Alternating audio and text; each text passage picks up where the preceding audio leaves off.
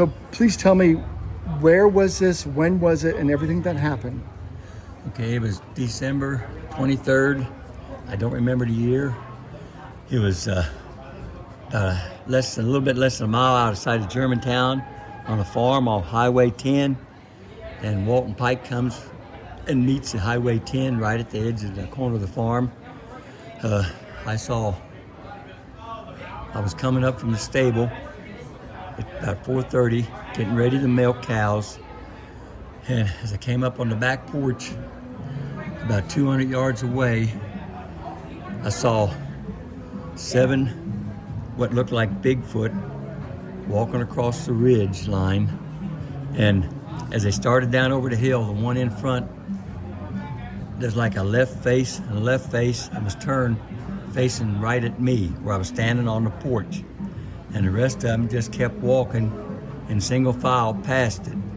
And then when the last one got down where I could just barely see maybe 2 foot, foot and a half of the tops of their heads, their torsos, it turned and got in right behind them. And it went down over the hill into the creek. I had ran down to the stable, down the fence line, and in the area they were walking to was a pasture with trees and a pasture ground. And I turned to go down the creek through the gate, and the 16 Holstein heifers I had pastured back there was stampeding up the hill, up the holler, and I got out of the way and they stampeded past me. And then I decided to turn and go back to the house. I couldn't understand why I was going down here when there was 7 of them, even though I was armed with a .41 Magnum pistol. I had 5 rounds in it. I didn't want to shoot any of them anyway, because they looked too, I just didn't want to shoot them, you know. What color were they? They were dark. They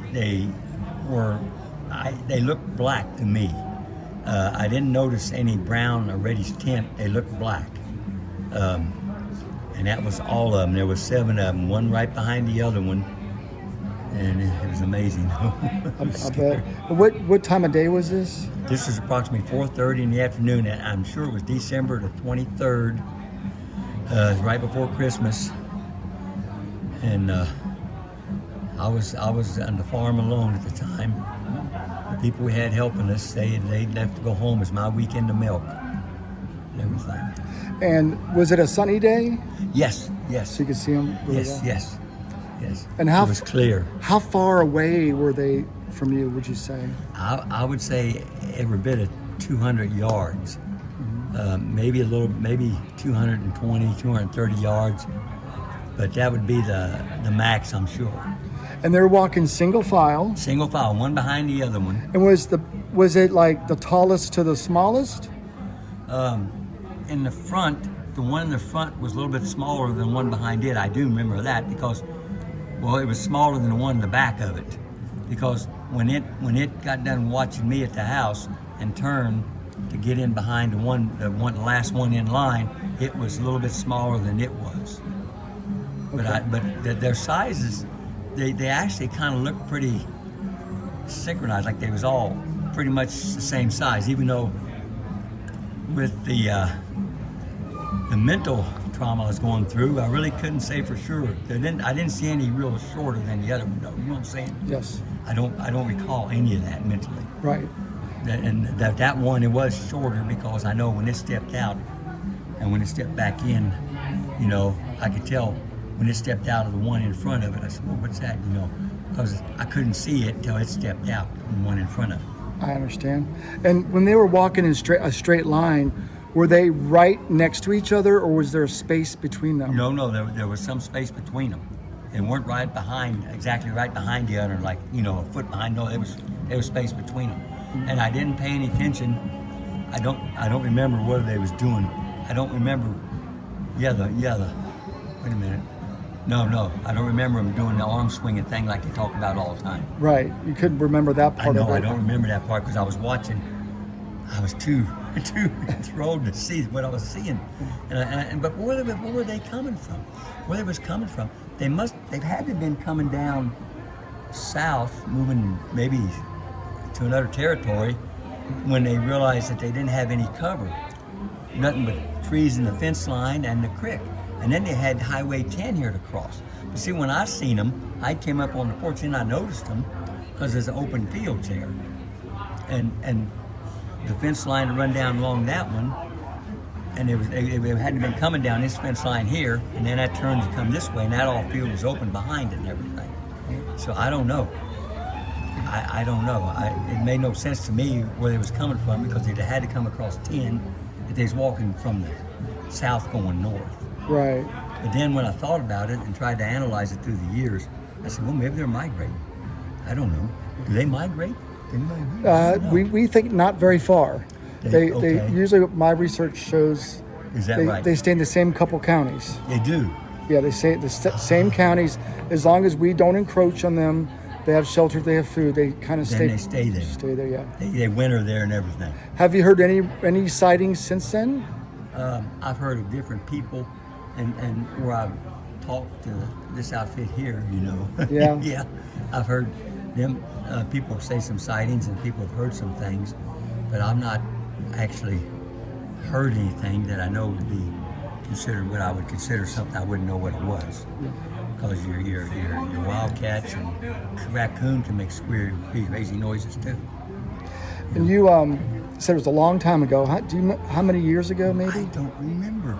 I was still milking, and I milked. Let's see. I got out of service in 70, right at into 70. It's first middle part of 73. Spent my 4 years at the crotch. Got out, and I worked with brownies for 3 years. Walked west and won the farm. Now, the wife was still at her mom and dad's house, visiting in Maysville.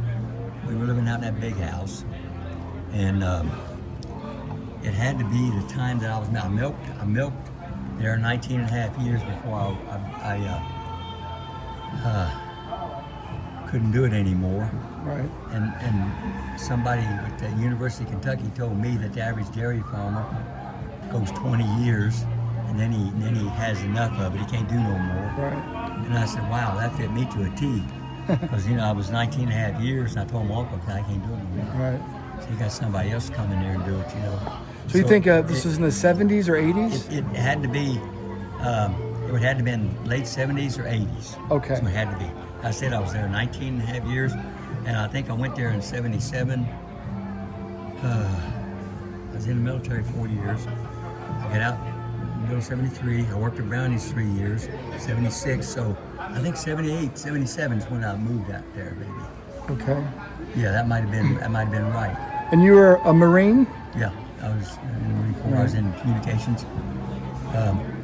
Did a lot. I spent 11 months, 21 days in Vietnam. Yeah. And they had their stories over there, I think, too. Yes, I've heard those too. But I didn't think too much of them.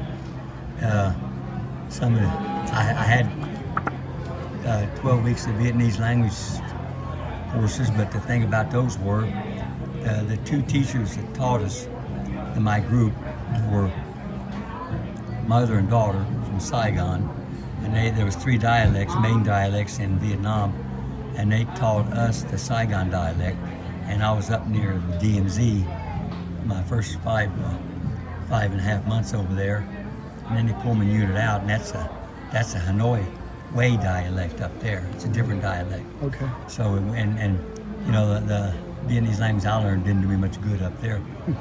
They look at you, what are you talking about? Like some kind of idiot from the deep south talking, to somebody from Chicago. Right, yeah. And that's the way it would be. But I've heard the stories over there. They're crazy things they had and everything. We had one place called Monkey Mountain over there in Da Nang. And when I was sent to Da Nang, worked in the brig down there, we'd have patrols go up on Monkey Mountain, and the monkeys, they would actually attack them. And the one guy said they're not monkeys. He said they're closer to human beings than monkeys are. This one guy, he's seen them. He said I couldn't shoot him. He said, but he was throwing rocks at me. He said I got the hell out of there. But they was very secretive. Right. But he did not, and he didn't want. He said, "Don't give me court-martialed." I said, "No, I ain't gonna say anything." Well, sir, It's crazy. first of all, I thank you for your service, Yes, sir, you're and I also thank you for your story. Yeah. Hopefully, I don't know. Hopefully, somebody else will come forward too now with it. Mm-hmm. But like I said, I just through the years, I was afraid to say anything about it for a long time. Because people were not. They would ridicule and make fun of me. Right. And I think, like the one guy said, now it's not as bad because it's more open-minded as people are. I think more people have seen it now. Yes. And whatnot have you. But my God, they're real. Yeah, I agree. They're real. Thank you again.